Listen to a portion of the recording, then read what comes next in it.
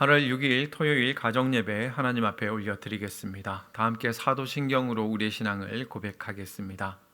나는 전능하신 아버지 하나님, 천지의 창조주를 믿습니다. 나는 그의 유일하신 아들 우리 주 예수 그리스도를 믿습니다. 그는 성령으로 잉태되어 동정녀 마리아에게서 나시고 본디오 빌라도에게 고난을 받아 십자가에 못 박혀 죽으시고 장사된 지 사흘 만에 죽은 자 가운데서 다시 살아나셨으며 하늘에 오르시어 전능하신 아버지 하나님 우편에 앉아 계시다가 거기로부터 살아있는 자와 죽은 자를 심판하러 오십니다. 나는 성령을 믿으며 거룩한 공교회와 성도의 교제와 죄를 용서받는 것과 몸의 부활과 영생을 믿습니다. 아멘. 오늘 우리가 함께 고백할 찬양은 정결한 마음 주시옵소서입니다. 정결한 마음 주시옵소서. 정결한 마음 주시옵소서. 오 주님, 정직한 영을 새롭게 하소서.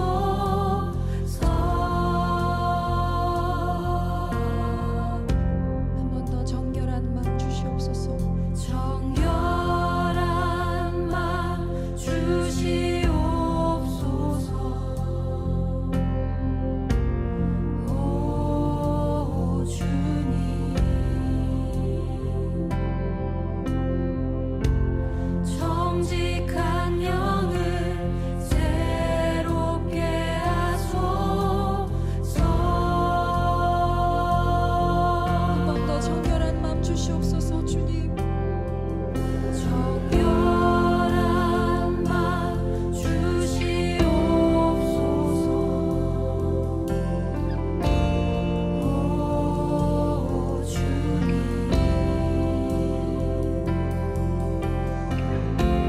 정직한 영을 새롭게 하소서.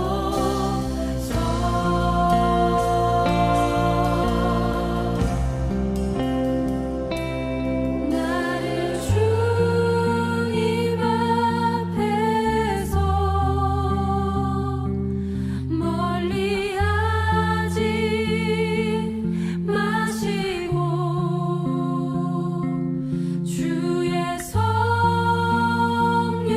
성령을 거두지 마옵소서.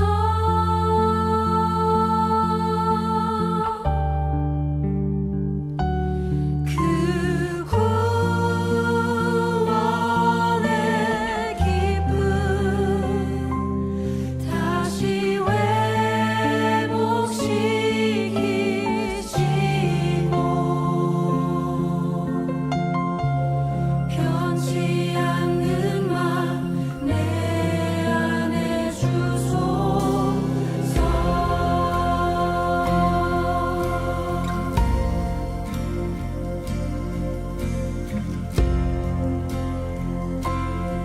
우리 한 번 더 함께 고백합시다. 정결한 마음. 정결한 마음 주시옵소서. 오 주님,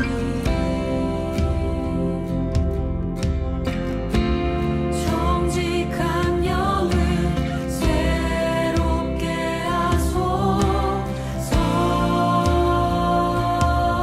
정결한 마음 주소서. 주님, 정결한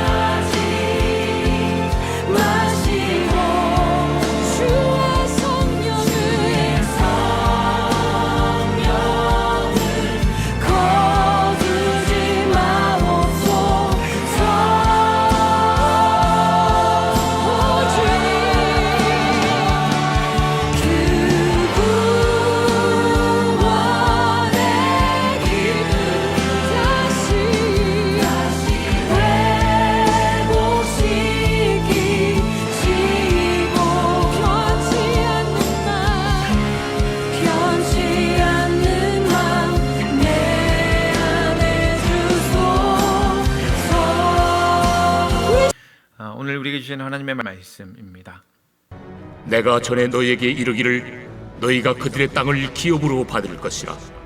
내가 그 땅 곧 젖과 꿀이 흐르는 땅을 너희에게 주어 유업을 삼게 하리라 하였노라. 나는 너희를 만민 중에서 구별한 너희 하나님 여호와이니라. 여러분, 레위기를 묵상하면서 우리에게 가장 큰 고민은 뭐냐면 레위기에서 말하고 있는 이 어떤 죄와 부정에 해당하는 이 목록들을 오늘 우리 시대에 그대로 우리가 받아들이고 적용할 수 있느냐 하는 문제일 것입니다. 이러한 죄를 지은 자는 반드시 죽이라고 하는 이 무서운 명령이 한편으로는 우리의 죄가 얼마나 무서운 것인지에 대해서 말해주고 있는 것 같습니다. 이렇게 죽을 수밖에 없는 죄인들을 위해서 하나님께서 당신의 하나뿐인 독생자 예수 그리스도를 십자가에서 죽기까지 우리를 사랑하신 것, 그 은혜를 깨닫는 과정이기도 합니다.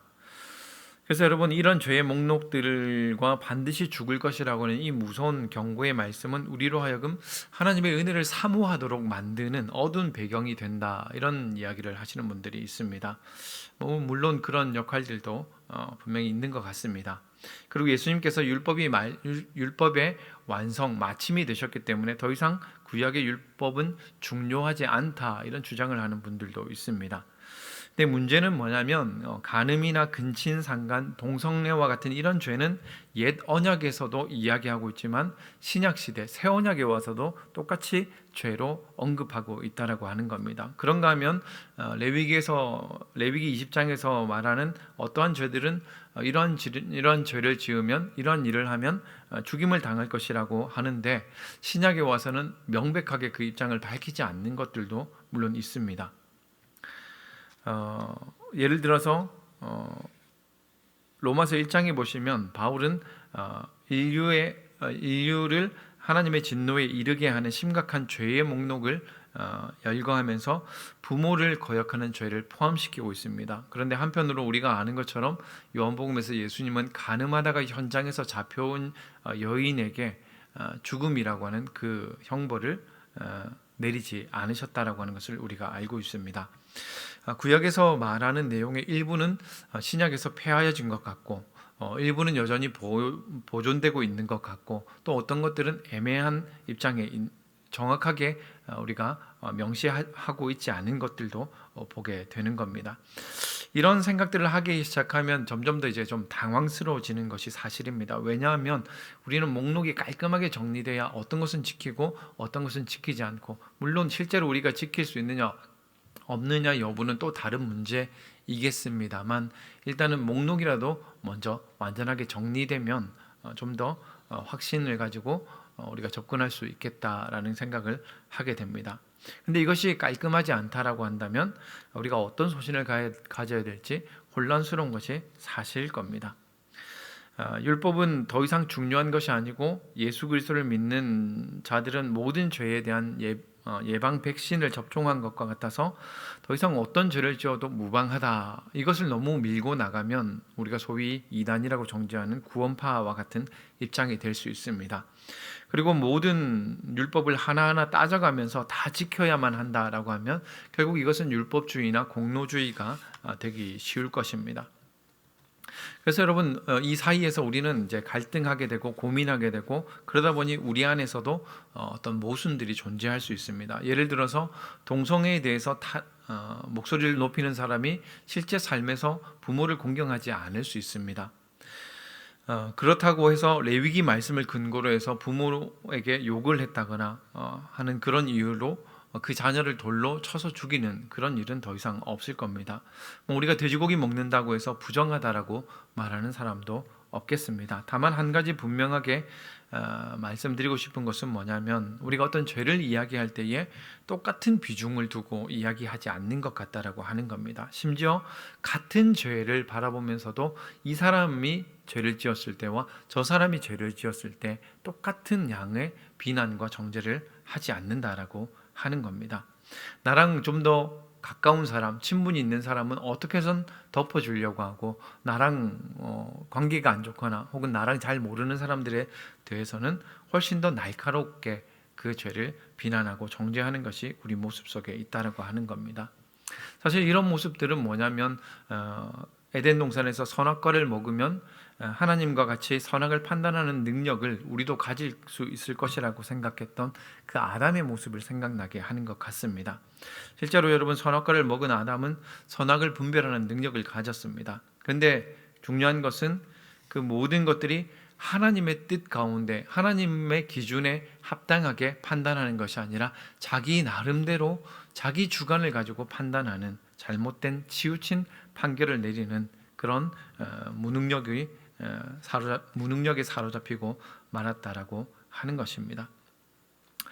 물론 우리가 여러분 모든 사람에 대해서 한치의 차이도 없이 공정하게 살아갈 수는 없을 것입니다. 그러나 적어도 여러분, 우리가 어떤 죄의 문제를 이야기할 때에 다른 사람들을 향해서 너무 쉽게 비난과 정죄를 하는 것들에 대해서 좀 조심해야 되지 않을까라는 생각을 해보게 됩니다. 그리고 내가 짓지 않는 죄라고 해서 더 크게 목소리를 내고 내가 쉽게 습관적으로 범하는 그 죄에 대해서는 그럴 수도 있지라고 하는 그런 입장을 우리가 가지고 있지는 않은지, 너무 지나친 확신으로 하는 말들이 어쩌면 2차, 3차 더 큰 아픔과 악과 고통을 우리 가운데 만들어낼 수도 있다라는 그런 생각을 해보게 됩니다. 조금은 여러분, 우리가 하나님 말씀 앞에서 겸손한 입장을 가졌으면 좋겠습니다. 내가 모든 것을 판단할 수 있는 재판관의 자리에 있는 것이 아니라 모든 선악을 판단하시는 분은 오직 하나님 한 분밖에 없다라고 하는 것을 기억하면서 그 하나님 앞에서 오늘도 다른 사람보다 나 스스로의 삶을 삼가고 조심하기 위해서, 하나님의 말씀을 따라 살기 위해서, 하나님을 기쁘시게 하는 그 삶을 살아가기 위해서 기도하고 고민하며 조심스럽게 우리의 걸음을 내딛는 저와 여러분의 삶이 될 수 있기를 바랍니다. 나눔 질문에 대해서 말씀드리겠습니다.